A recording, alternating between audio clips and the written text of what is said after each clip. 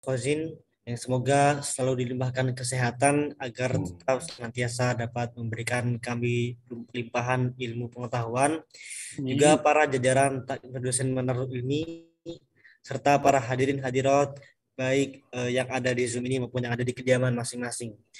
Puji syukur kehadirat Allah Subhanahu wa taala yang telah memberikan kita nikmat iman, nikmat Islam sehingga kita dapat bermujalasah bil Zoom pada kegiatan kajian ba'da subuh yang insya Allah akan mengkaji kitab Sahih Bukhari dan Muslim. Salawat serta salam semoga selalu tercurah limpahkan kepada Nabi Muhammad Sallallahu Alaihi Wasallam yang telah memberikan kita lentera sehingga kita dapat terlimpahkan akan hidayah Islam rahmatan lil alamin. Sebelum memulai kajian ba'da subuh, alangkah baiknya jika kita mulai terlebih dahulu dengan pembacaan surah Al-Fatihah. Ala hadhihi niyah wa ala kulli niyatin salihah. Al-Fatihah. A'udzu billahi minasyaitonir rajim. Bismillahirrahmanirrahim. Alhamdulillahi rabbil alamin arrahmanir rahim maliki yaumiddin. Iyyaka na'budu wa iyyaka nasta'in. Ihdinas siratal mustaqim. Siratal ladzina an'amta 'alaihim ghairil maghdubi 'alaihim waladdallin. Amma ba'du. Untuk selanjutnya, mari kita haturkan kepada Fadilatul Mukarram Kiai Ma'ruf Fazin. Kepada beliau kami haturkan. Matur nuwun. Assalamualaikum warahmatullahi wabarakatuh. Waalaikumsalam warahmatullahi wabarakatuh. Alhamdulillah, wassalatu wassalamu ala rasulillah wa ala alihi wa sahbihi wa wala amma ba'd.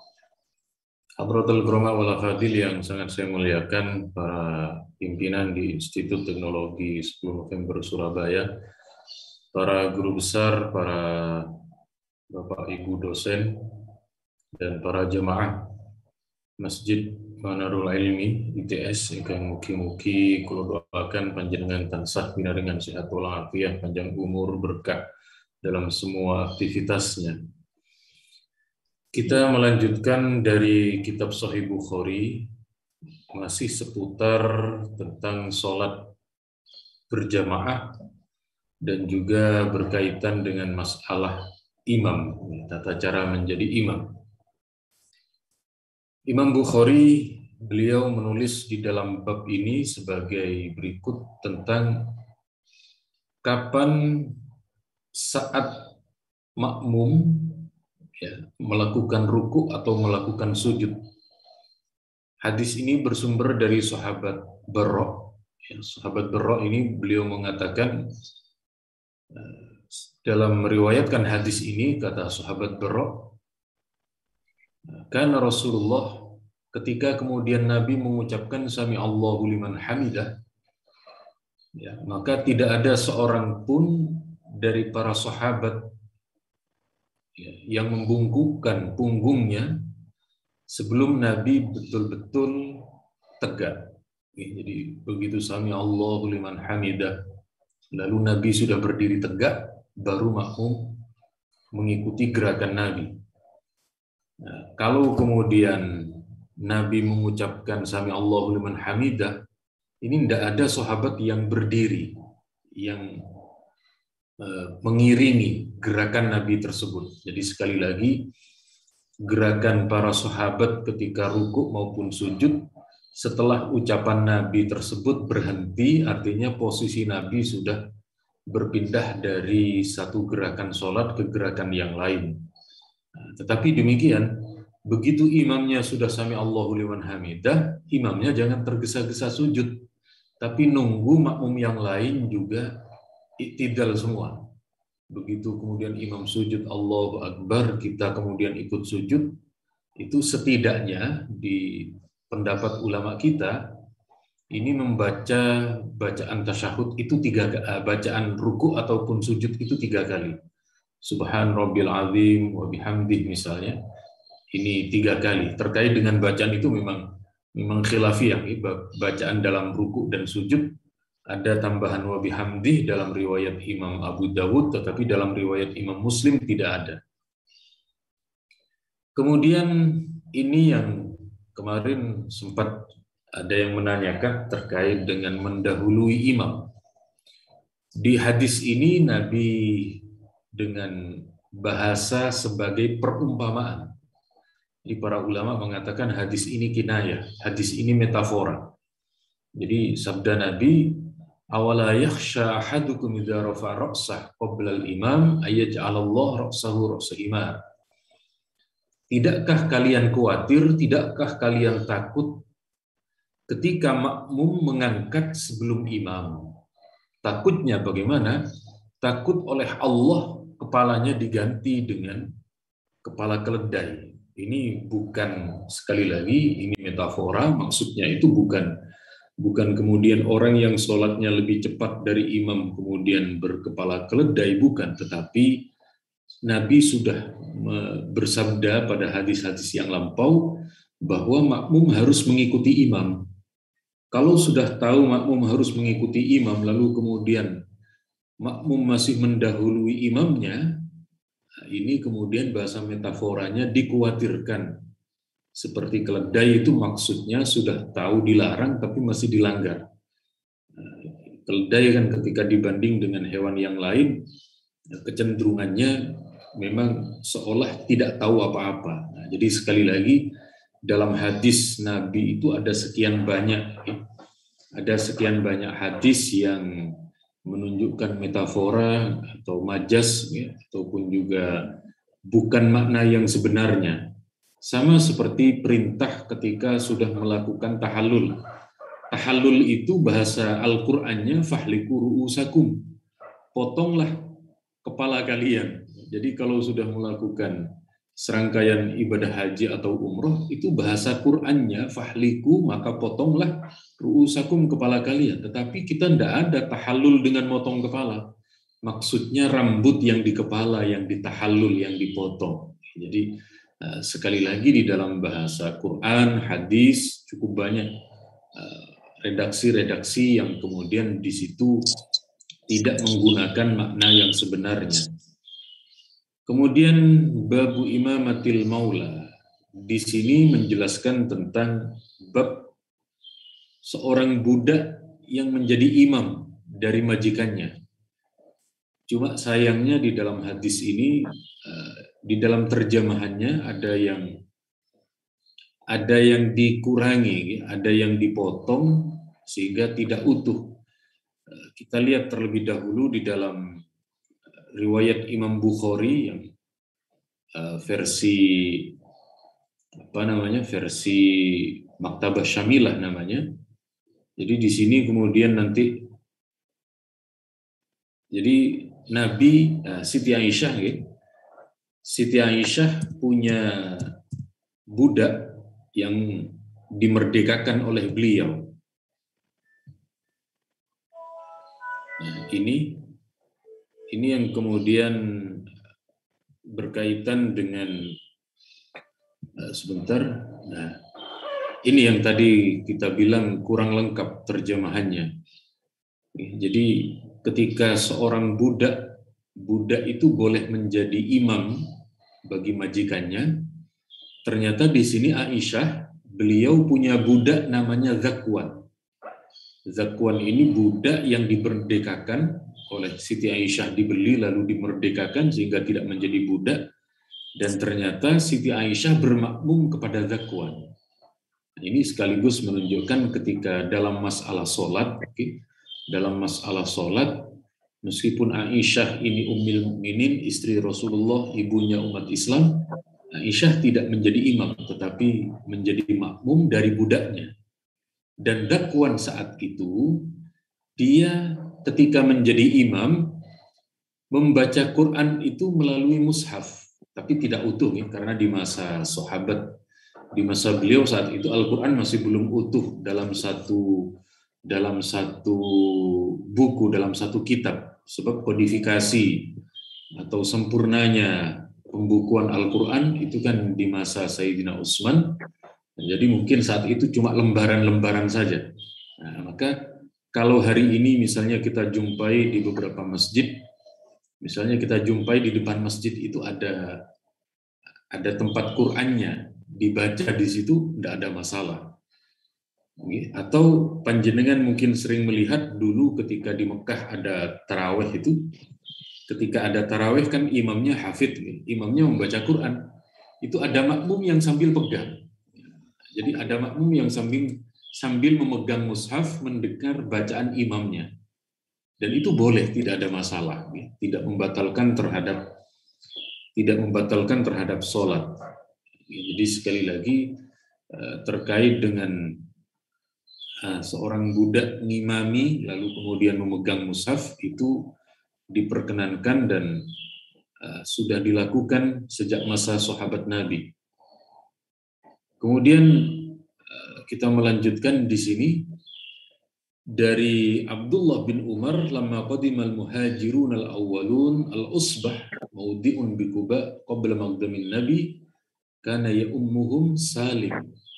Jadi dulu ketika para sahabat hijrah, generasi awal para sahabat hijrah setelah tidak lama dari Nabi, kemudian di Masjid Quba itu sebelum datangnya Rasulullah, yang menjadi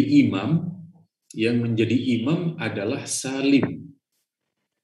Salim budak yang dimerdekakan oleh Abu Hudzaifah. Saat itu Salim adalah orang yang paling banyak hafalan Qur'annya, orang yang paling baik dalam bacaan Qur'annya. Jadi di dalam hadis riwayat Imam Bukhari, kita tampilkan dulu Nabi sangat berhati-hati betul, Nabi sangat selektif ketika Nabi kemudian memerintahkan sahabat untuk belajar Al-Quran. Jadi ada satu hadis masih dalam riwayat Imam Bukhari. Sebentar kita tunjukkan hadisnya. Jadi begini. Di dalam hadis riwayat Bukhari ini Nabi bersabda, "Khudhul Qur'an min arba'." Jadi pelajarilah Al-Qur'an dari 4 orang.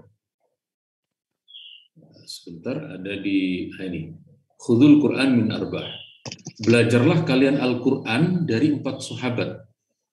Pertama, Abdullah ibnu Mas'ud, Salim budak tadi yang dimerdekakan oleh Abu Hudzaifah, sahabat ketiga Mu'adz bin Jabal, sahabat keempat Ubay bin Ka'ab. Ubay bin Ka'ab ini yang ditunjuk oleh Sayyidina Umar menjadi imam tarawih di masa beliau itu. Nah, jadi Nabi tidak kemudian sembarangan menyuruh orang mengajar Al-Quran. Kalau istilah sekarang ya spesialisasi. Jadi ini misalnya ahli kedokteran, ya dia mengajar kedokteran. Ahli di bidang perkapalan, dia mengajar perkapalan. Demikian halnya ketika para sahabat mengajarkan Al-Quran, itu tidak lepas dari 4 sahabat ini. Sekali lagi, Ibnu Mas'ud, Salim, ini seorang budak, berarti Nabi tidak diskriminasi. Dalam bahasa sekarang kan ada istilah apa namanya, tidak diperbolehkannya diskriminasi atau lupa istilahnya. Jadi sekali lagi pada intinya Nabi memberi kesempatan yang sama. Kemudian berikutnya ini tentang kewajiban makmum. Yang wajib diupload adalah ijazah dan transkrip nilai. Ini wajib diupload, berarti harus sudah ada. Kemudian adalah jabatan. Mas Kia, bocor Mas Kia, tolong dimatikan yang lainnya Mas Kia, dimute-kan. Yang terakhir. Yang lainnya dimute-kan Mas Kia, tolong. Bukan, jadi yang posisinya sudah ada saat ini. Kemudian ada SKPMK, jika ada, ini adalah SK peninjauan masa kerja. Silakan Pak Marsono, Mas Kia, Pak Marsono di mute ya. Nggak ketemu itunya, tombolnya. Pak Marsono yang bocor ini. Berupa sertifikat yang dari BP sertifikatnya. Dan ini yang diupload sertifikat yang Ngapunten Yai. Kita melanjutkan dari kitab Sahih Bukhari tentang kewajiban berikutnya, bagaimana seorang makmum harus mengikuti terhadap imam. Ini Nabi menggunakan dalil hadis secara umum. Dalil hadis yang lain secara umum itu Nabi bersabda, "Isma'u, dengarkanlah, wa ati'u, dan patuhilah. Wa ini stu'mila habasyiyun ka'anna ra'sahu zabiba." Dengarkan dan patuhlah kepada pemimpin, meskipun kalian dipimpin seorang budak yang berambut keriting dan buahnya seperti kismis kecil maksudnya.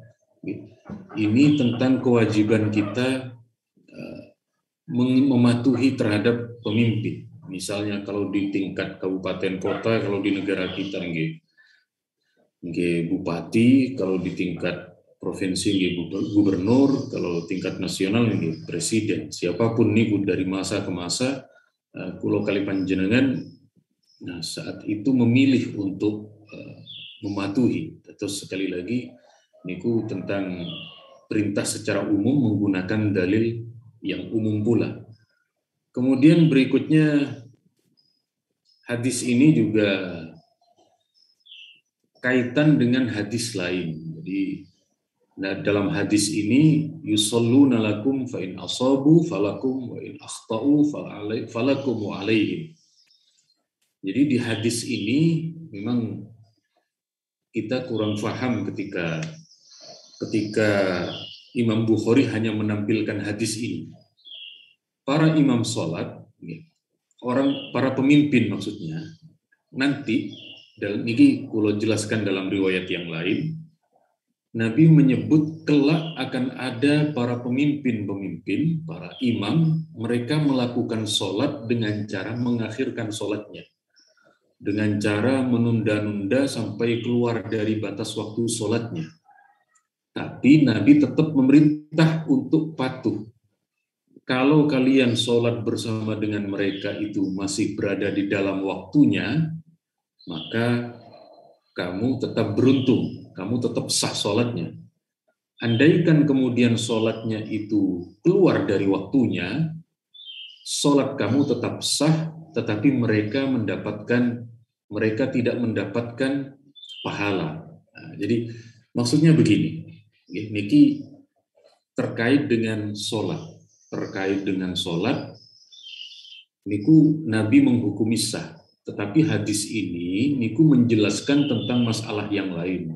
Maksudnya mengatakan, kalau ada pemimpin yang kemudian mereka tidak melakukan kewajibannya, Nabi melarang kita kemudian melawan. Nabi melarang kemudian melakukan perlawanan, pemberontakan, dan seterusnya. Sebab ketika melakukan pemberontakan, apalagi sampai terjadi perlawanan, maka setelah kejadian pemberontakan, keadaannya belum tentu lebih baik daripada sebelumnya. Kita beri contoh sedikit, misalnya di Libya. Di Libya niku Muammar Gaddafi bagi pemimpin di luar kan seolah otoriter, diktator, dan seterusnya. Tetapi begitu digulingkan, apakah orang Libya sekarang lebih baik keadaannya daripada sebelumnya?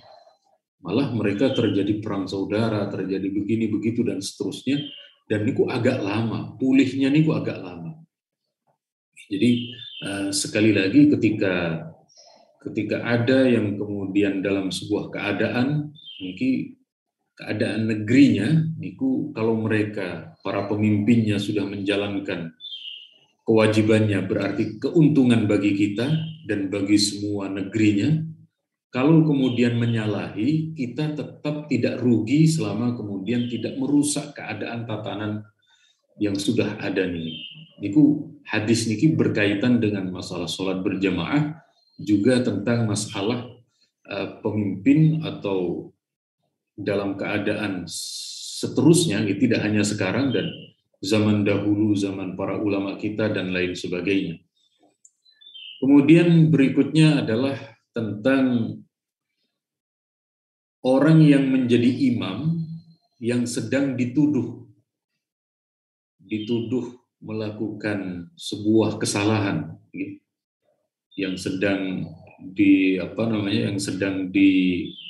penjara, ataukah orang yang dituduh ahli bid'ah dan lain sebagainya. Jadi begini, hadis niki bersumber dari Ubaid bin Adi. Jadi saat itu di akhir kepemimpinan Sayyidina Utsman menikah kemudian dipenjara. Beliau dibatasi di dalam sebuah rumah yang saat itu beliau dikepung, tidak boleh keluar dari tempat itu. Kemudian ada seorang tabi'in yang mengenal Sayyidina Utsman berada di dalam. Kemudian tabi'in ini berkata, "Innaka imamu amah." Wahai Utsman, engkau tetap pemimpin kami.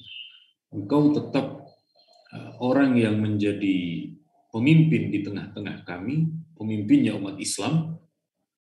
Memang saat itu setelah kejadian dari Sayyidina Utsman ini terus mengalami sejarah yang sampai hari ini kalau diflorkan itu agak sedikit menyesakkan, terkadang menyesakkan pikiran dan dada kita. Kemudian engkau tetap pemimpin kami, pemimpin umat Islam. Tetapi engkau mengalami kejadian semacam ini, yakni engkau yang kami saksikan engkau dipenjara oleh orang-orang yang kemudian tidak sependapat. Kemudian kami akan tetap sholat bermakmum kepadamu. Kemudian Sayyidina Utsman menjawab, iya, sholat itu adalah sebaik-baiknya.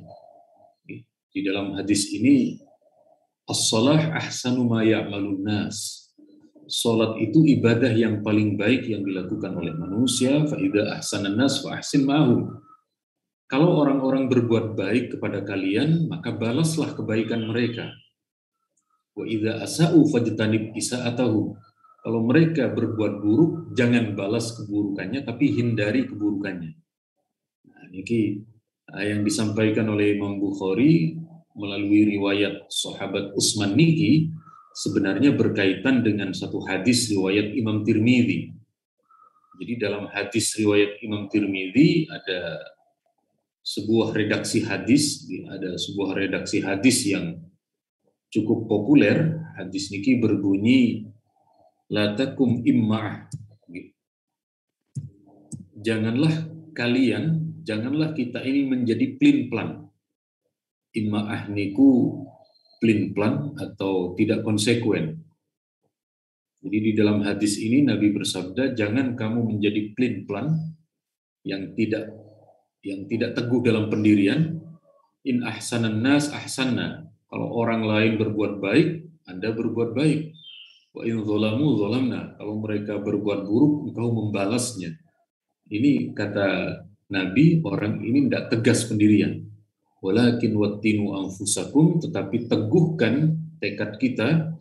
Kalau orang lain berbuat baik, kita balas kebaikannya.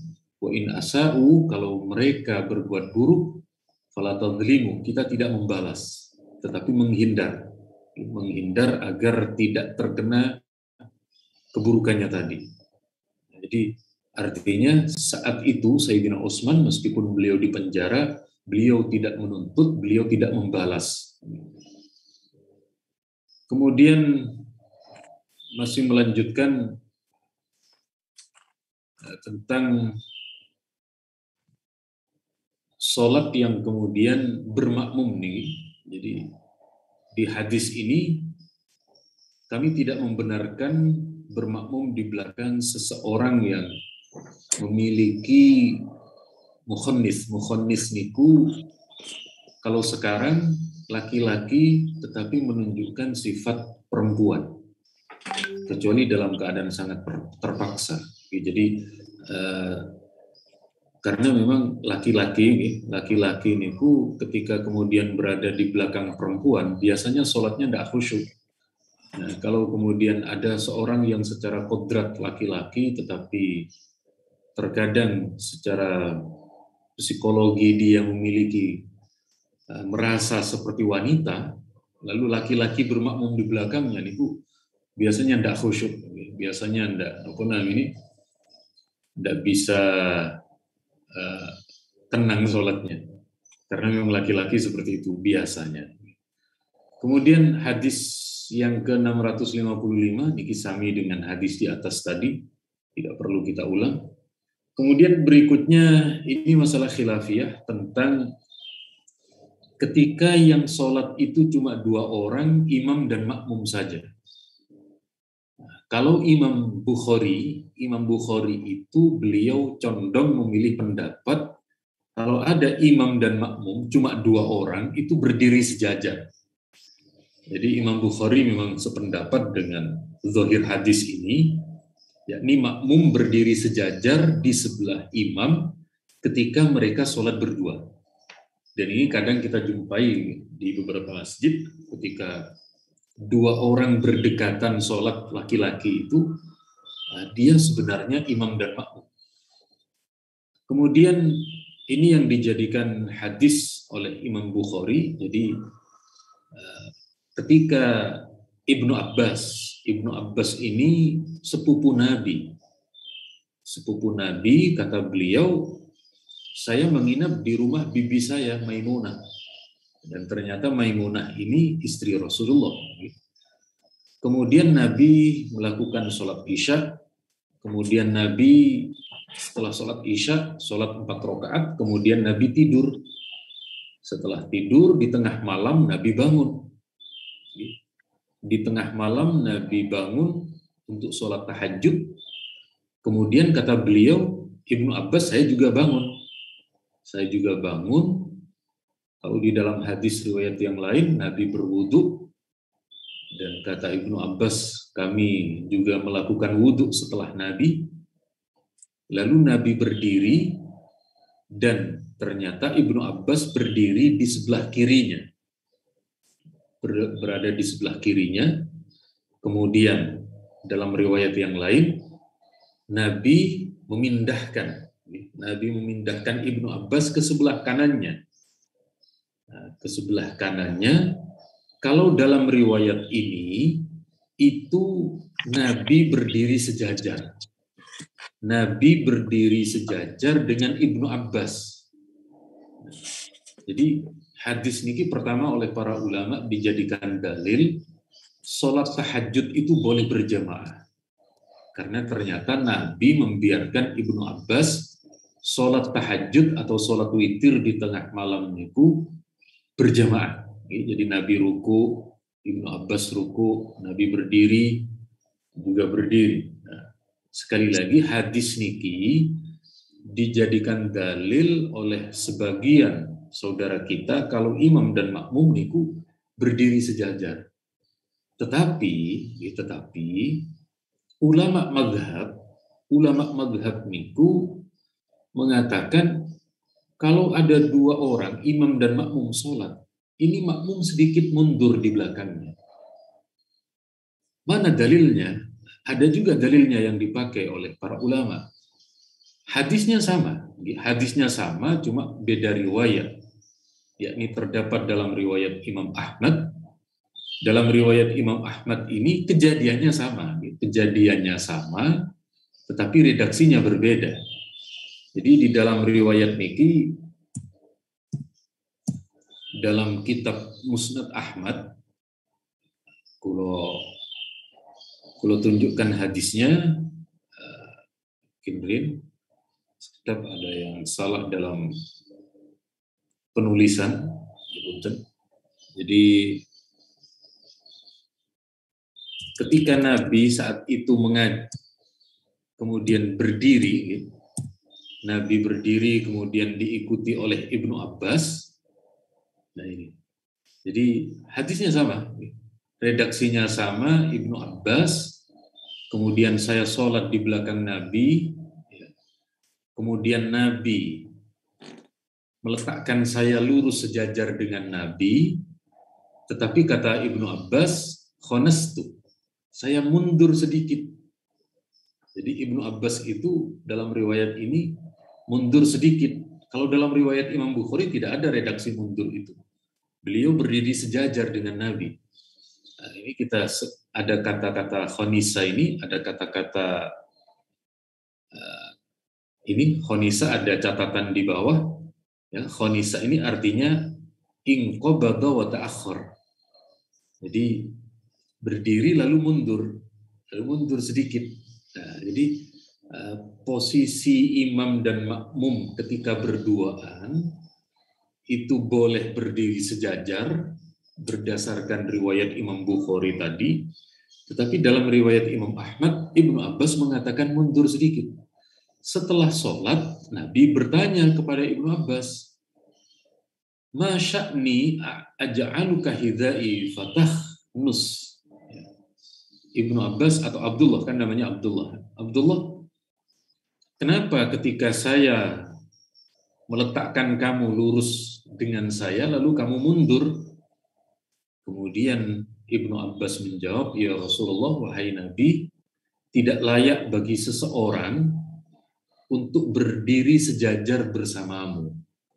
Ibnu Abbas kemudian mengalah, secara etika itu mundur. Sekali lagi ini yang dijadikan dalil oleh sebagian ulama.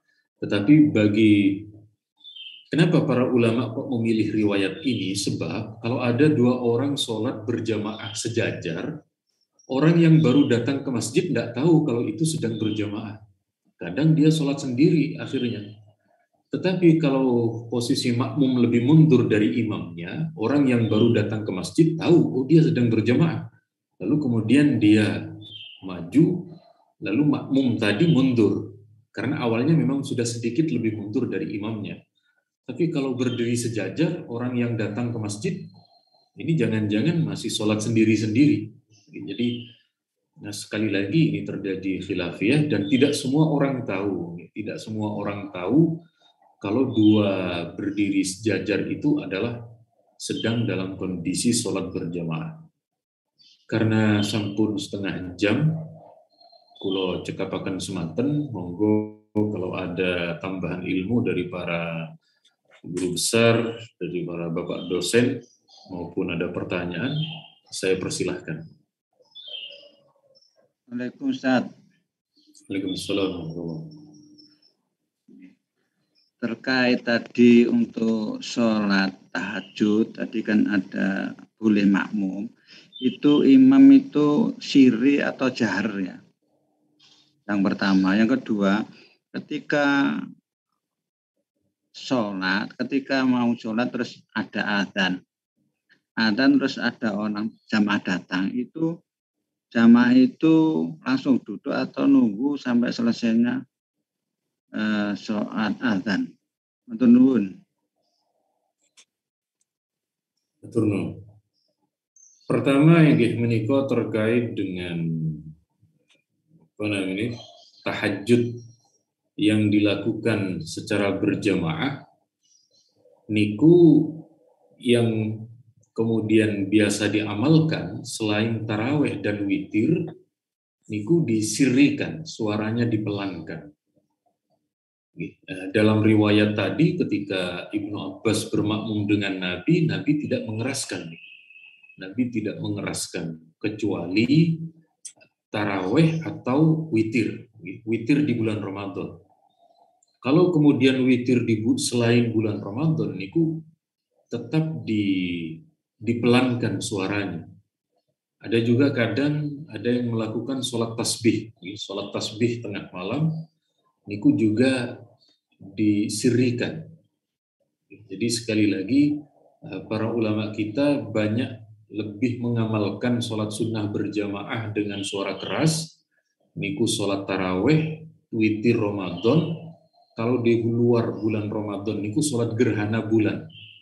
Kalau gerhana bulan memang ada hadis yang Nabi mengeraskan bacaannya. Kalau gerhana matahari, Nabi tidak mengeraskan suaranya.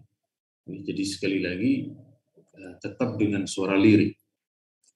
Kemudian bagaimana ketika posisi dalam keadaan kita datang ke masjid lalu adzan, apakah lebih utama melakukan sholat, langsung melakukan sholat, ataukah menunggu adzan terlebih dahulu? Jadi begini, orang yang datang ke masjid,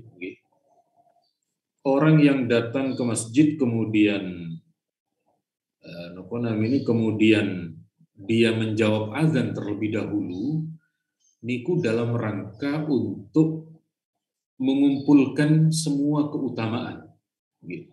Mengumpulkan semua bentuk keutamaan. Sekedap kalau sedikit menyampaikan terkait dengan riwayat niki. Jadi pertama yang dilakukan itu kan menjawab adzan secara sempurna. Jadi begitu adzan maka dijawab dulu adzannya. Kenapa? Karena dalam riwayat Imam Bukhari, barang siapa man sami'an nida, barang siapa yang kemudian mendengar kumandang bacaan adzan, kemudian dia membaca doa. Jadi azan itu dijawab dulu satu persatu. Ketika hayya 'alas shalah dijawab la haula wala quwata illa billah sampai selesai, lalu kemudian berdoa Allahumma rabb hadhihi ad-da'wati at-tammah was salatil qa'imah dan seterusnya sampai selesai, maka orang ini akan mendapatkan syafaat saya kelak di akhirat. Ya, jadi dia menunggu azan untuk bisa berdoa ini. Kemudian setelah itu kenapa kok tidak langsung duduk? Sebab agar tidak kehilangan keutamaan sholat tahiyat masjid. Jadi ada dalam hadis riwayat Imam Muslim. Jadi idza dakhala ahadukumul masjid, ada hadis yang sudah populer, ahadukum, kalau ada di antara kita yang datang ke masjid, masuk ke dalam masjid, maka jangan langsung duduk, kata Nabi. Sebentar, kita tunjukkan hadisnya. Kalau ada di antara kita, nah ini hadisnya. Kalau ada di antara kalian datang ke masjid, maka sholatlah 2 rakaat sebelum duduk. Nah, jadi kita masuk ke masjid, lalu kemudian menjawab adzan dan doanya tadi, kemudian terus berdiri, baru sholat sunnah 2 rakaat. Namanya sholat tahiyat masjid. Kenapa? Kalau duduk dulu, maka hilang kesempatan tahiyatul masjid itu. Tahiyatul masjid itu sholat penghormatan kita ketika kita masuk ke masjid. Sama kalau panjenengan datang ke Mekah tidak dalam rangka umroh, itu dianjurkan tawaf kudum namanya. Tawaf selamat datang, tawaf penghormatan terhadap kota Mekah. Jadi sekali lagi, tetap kalau kali panjenengan adzannya dijawab secara sempurna dan doanya, kemudian melakukan sholat tahiyat masjid seperti yang dalilnya tadi sudah disampaikan. Matur nuwun.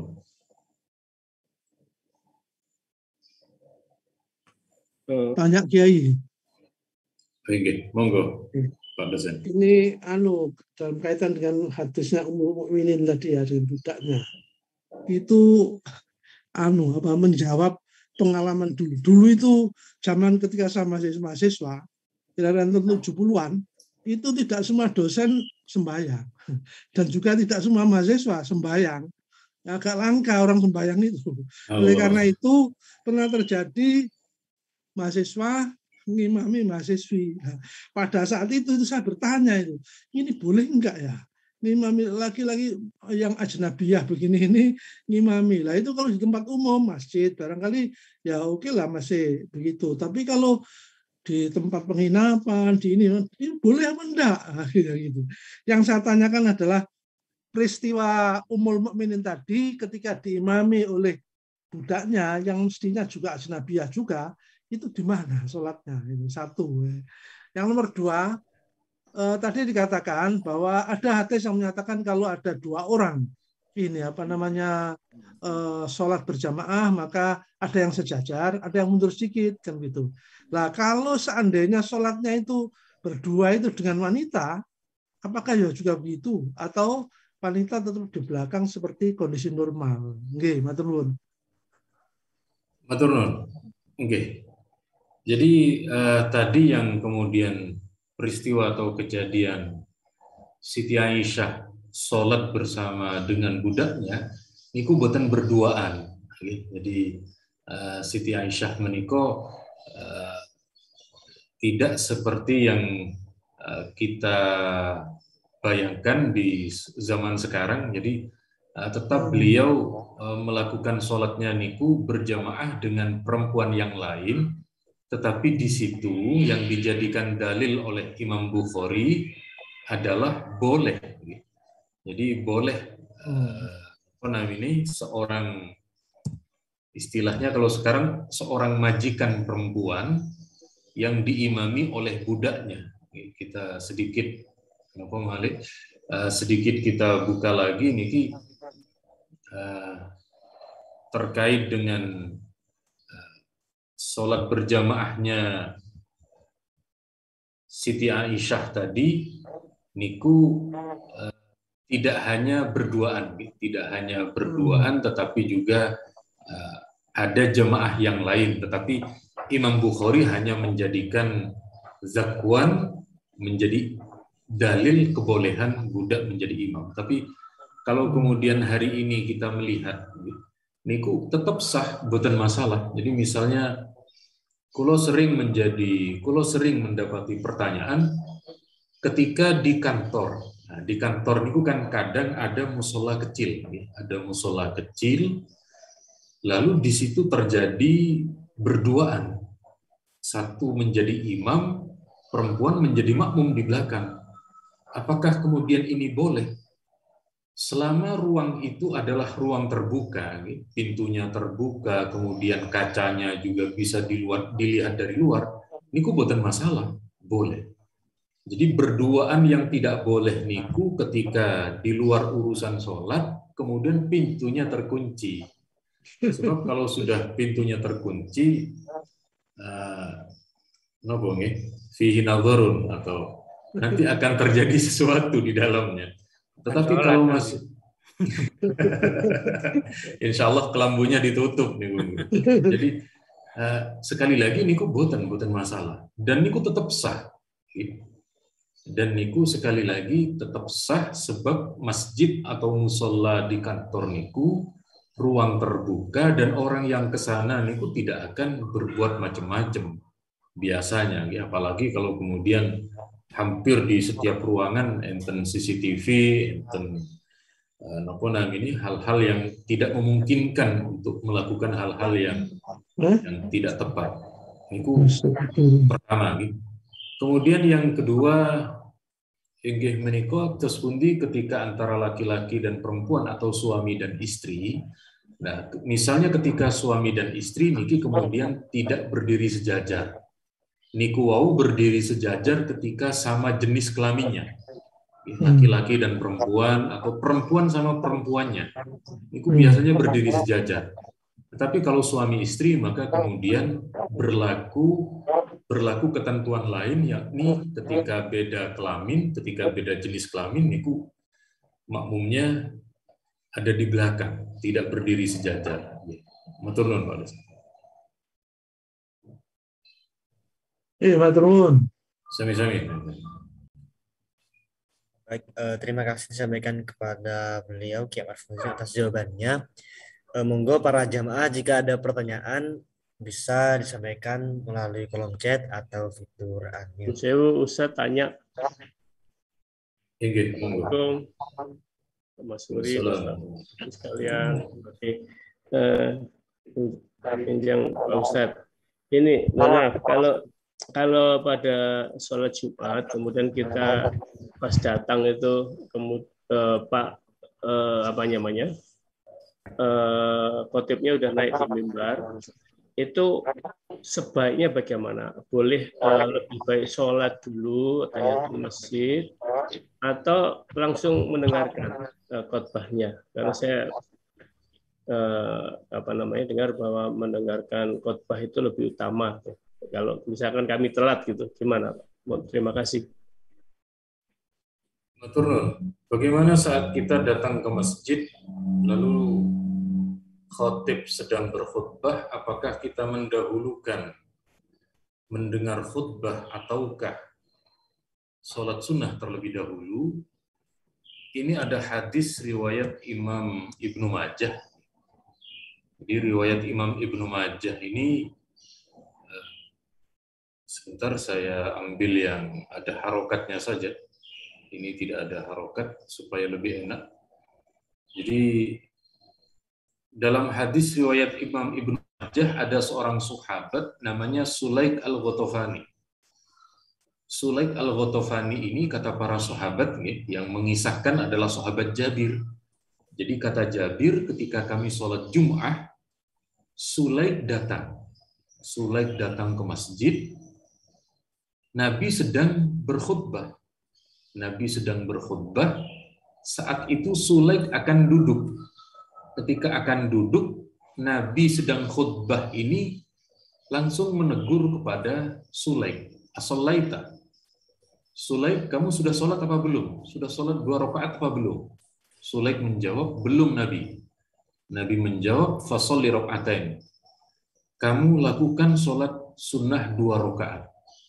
Nah, dari hadis ini, menurut para ulama kita dalam kondisi kita datang ke masjid, imam sedang khutbah, itu lebih utama sholat tahiyat dulu.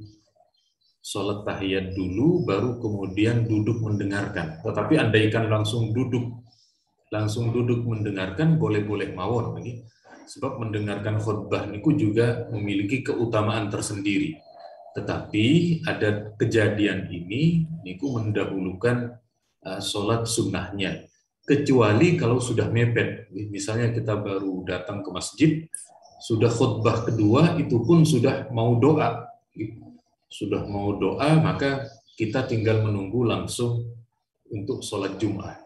Tadi Nabi memerintahkan Sulaik ini sholat sunnah karena masih agak panjang untuk melakukan khutbah. Matur nuwun. Niku terdapat dalam riwayat Imam Ibnu Majah. Matur nuwun, Ustaz. Sami-sami.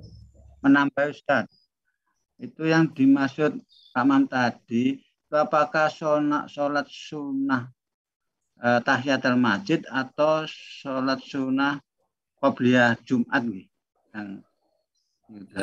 niki juga khilafiyah.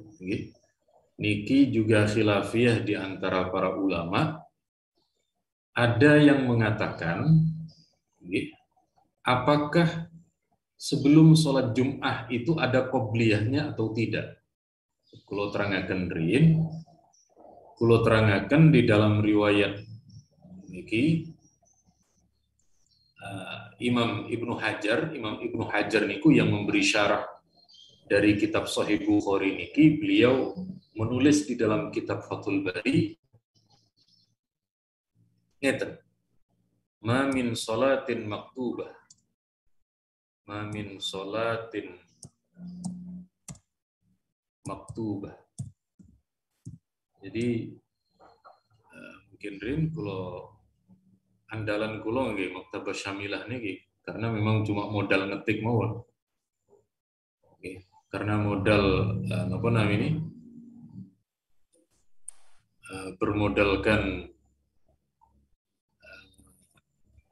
memasukkan kalimat mawon, cuma nggih ngoten, andaikan sedikit keliru sampun boten keluar mungkin riyen wa aqwama. Terus sebagian ulama niku mengatakan sholat Jum'ah itu tidak ada sholat qobliyahnya. Kenapa? Karena dulu Nabi, di zaman Nabi kan tasik 1 kali adzan gitu. Tasik 1 kali adzan, sehingga menurut para ulama saat niku Nabi tidak melakukan sholat qobliyah Jumat. Sementara menurut Imam Ibnu Hajar niku yang dijadikan dalil sebelum Jum'ah niki wa aqwa ma yutamassaku bihi fi masyru'iyyati rak'ataini qoblal Jum'ah, dalil yang paling kuat dijadikan sandaran oleh sebagian ulama tentang anjuran 2 rakaat sebelum Jum'ah adalah hadis ini, ma min sholatin mafruḍah illa wa baina yadayha rak'atan. Tidak ada sholat wajib kecuali sebelum sholat wajib itu ada 2 rakaat. Nah, miturut miturut ulama yang berpendapat ada 2 rakaat sebelum Jum'ah, hadis niku wau dalilnya qobliyah Jum'ah. Hadisnya Sulaik niku. Tapi menurut menurut ulama yang mengatakan tidak ada qobliyah Jum'ah, niku adalah sholat tahiyat masjid. Jadi memang dalam hal ini ulama niku beda pendapat memposisikan hadis niku. Tapi panjenengan monggo panjenengan niki kan yang terpenting ada sholatnya. Terkait 2 sholat niku namanya qobliyah Jum'ah atau namanya tahiyat masjid, monggo. Yang penting kalau kali panjenengan tetap menjalankan sholat sunnah niku. Cuma beda penamaan memang. Matur nuwun keranten wau dimulai sebelum jam 5 berarti niki selesainya sebelum jam 6 nih. Matur nuwun Nyai. Nggih, sami-sami. Sebab subuhnya maju niki. Nggih. Nggih, kalau kan cekap nggih. Bisa dirago yang akan datang nggih. Turun Pak Wahyudi nggih. Saking kula cekap semanten menawi wonten kalepatan nyuwunaken pangapunten, kita berdoa semoga dengan keberkahan ngaji kitab Sahih Bukhari, kitab yang paling valid setelah Al-Qur'an niki, Allah memberikan kita sehat walafiat, panjang umur, keberkahan dalam rezeki, dalam ilmu dan aktivitas kita, dan diberi perlindungan untuk keluarga semuanya. Amin. Al-Fatihah. Ar-Rahman Ar-Rahim. Ya, karena Abu ya. Saking kula cekap semanten nyunaken pangapunten dumateng para guru besar, para dosen dan semua jemaah ngapunten ingkang kathah. Wassalamualaikum warahmatullahi wabarakatuh. Waalaikumsalam warahmatullahi wabarakatuh. Baik. Matur nuwun Pak. Waalaikumsalam. Pak Suri, Pak Wakil, Pak Pak Wahyudin, Dostoyo, Mas Yah. Pak Mam, nun sewu.